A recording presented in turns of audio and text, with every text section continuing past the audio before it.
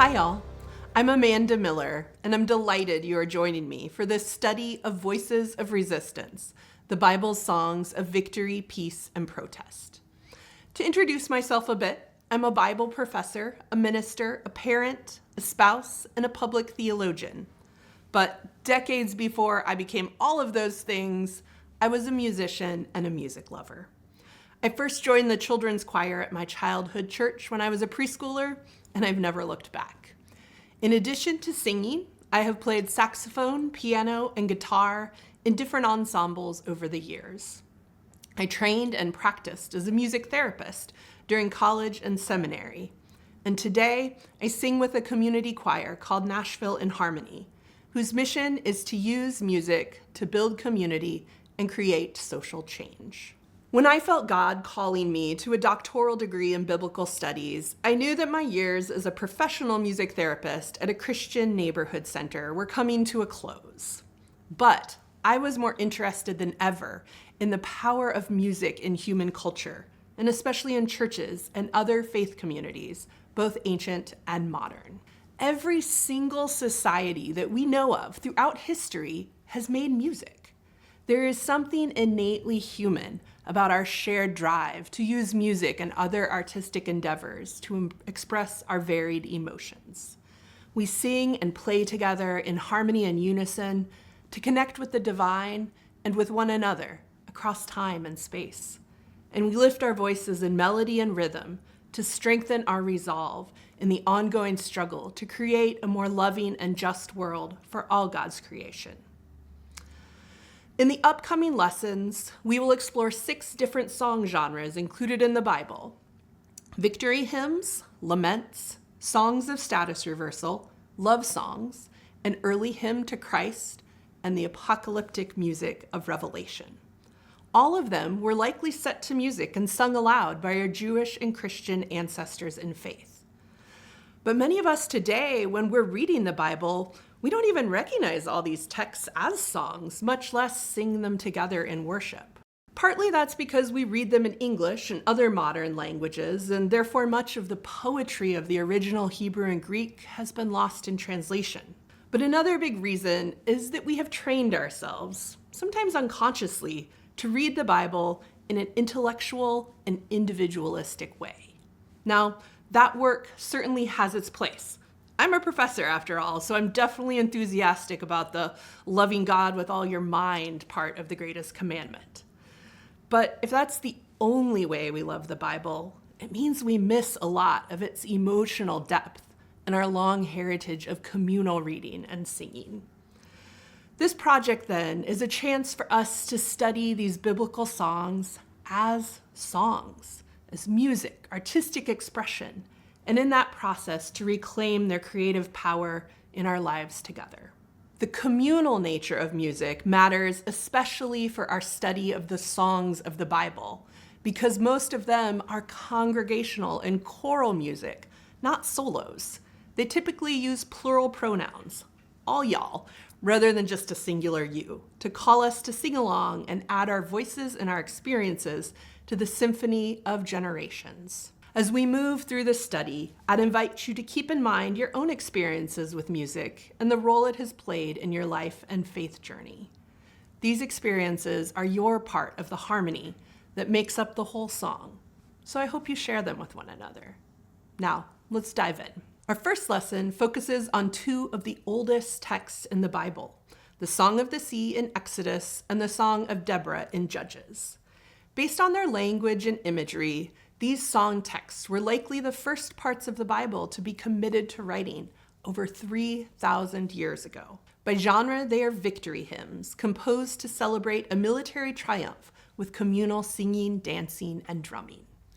These 2 examples come to us from the Israelites, but they are very similar to victory hymns from other ancient cultures in that region of the world. The Song of the Sea is preserved for us in Exodus chapter 15.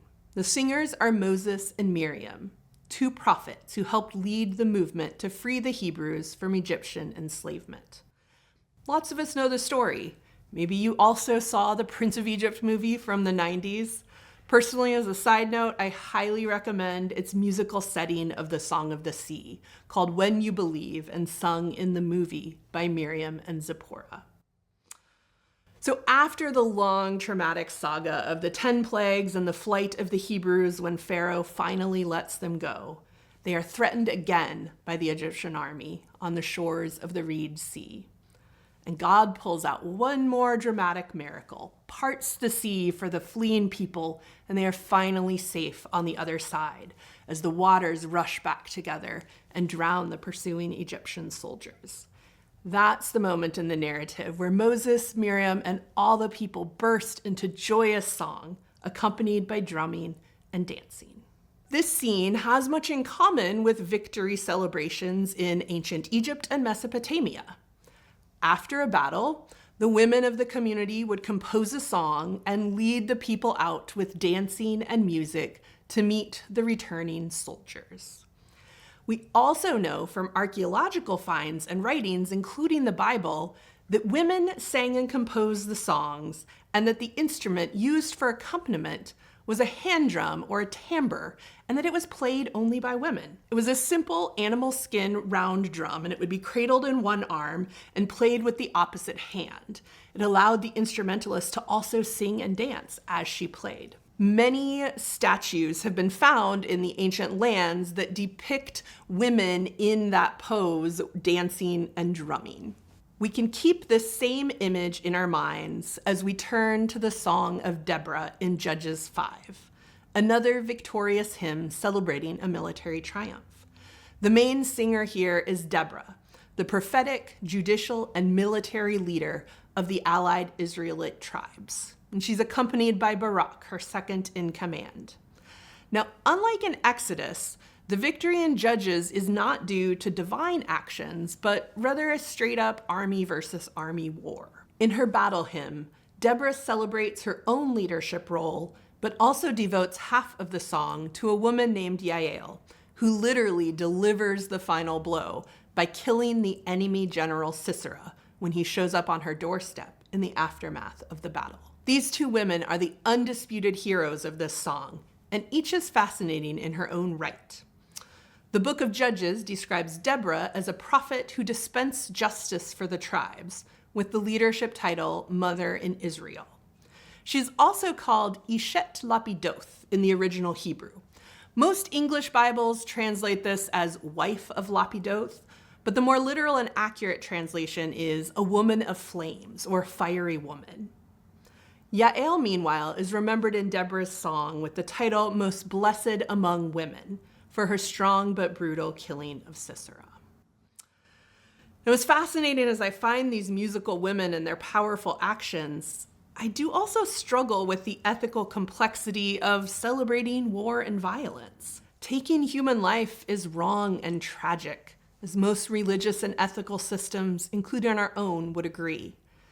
And yet, we as human societies continue to kill one another in war and elsewhere and seek ways to justify it. Violence against other people necessitates dehumanizing them in a way that goes against my Christian values. And yet, there is injustice in the world that needs to be fought against and celebrated when we defeat it. The Hebrews were freed from slavery and mistreatment in Exodus, and that's worth celebrating in song. In Judges, Yael's killing of Sisera likely saved her community from the violence and looting that armies typically practiced in the aftermath of battle. That deserves a victory hymn. And we can see these hymns as part of the long history of protest songs that are a pivotal part of social justice movements even today. But it is also true that the Egyptians killed in the plagues and the sea, General Sisera himself, were just as human as anybody else, with families and loved ones who mourned their losses. Whoever we see as our enemy, they are also created in the image of God. The cycle of violence has caught us all in its destruction for too long, and these songs are a part of that history. So wrestling with them helps us reflect on what it might look like to break that cycle. How might we seek a victory that eliminates injustice for all people, not only those who look and act like us? In October 2023, Rabbi Danya Rutenberg wrote, "The path to peace and safety for everyone requires seeing everyone's humanity and rooting for everyone's liberation.